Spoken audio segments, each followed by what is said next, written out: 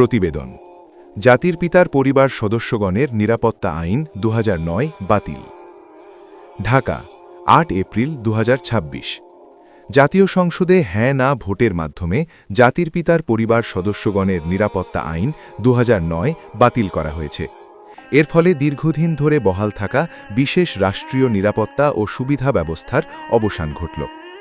এই আইনটি প্রণয়ন করা হয়েছিল বঙ্গবন্ধু শেখ মুজিবুর রহমানের জীবিত ২ কন্যা এবং তাদের পরিবার সদস্যদের নিরাপত্তা নিশ্চিত করতে।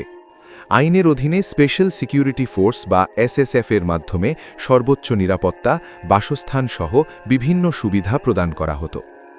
পটভূমি ও প্রক্রিয়া ২০২৪ সালের ৫ই আগস্টের রাজনৈতিক পরিবর্তনের পর গঠিত অন্তর্বর্তীকালীন সরকার প্রথমে আইনটি বাতিলের উদ্যোগ নেয়।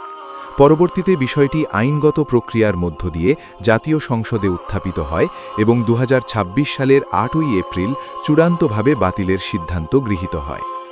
সরকারের অবস্থান সরকারের পক্ষ থেকে বলা হয়েছে, রাষ্ট্রীয় সুযোগ সুবিধা ও নিরাপত্তা প্রদানে সমতা নিশ্চিত করাই এই সিদ্ধান্তের মূল উদ্দেশ্য।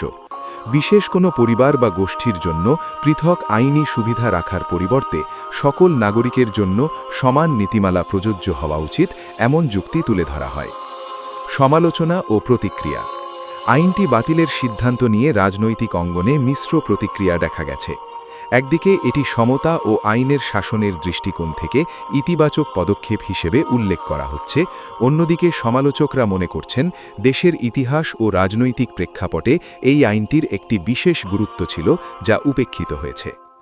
বর্তমান অবস্থা আইন বাতিল হওয়ায় সংশ্লিষ্ট পরিবার সদস্যদের জন্য পূর্বের বিশেষ নিরাপত্তা ও আবাসন সুবিধা আর বহাল থাকছে না।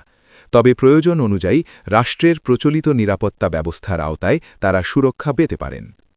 উপসংহার জাতির পিতার পরিবার সদস্যগণের নিরাপত্তা আইন ২০০৯ বাতিলের ঘটনা বাংলাদেশের সাম্প্রতিক রাজনৈতিক পরিবর্তনের একটি গুরুত্বপূর্ণ দৃষ্টান্ত।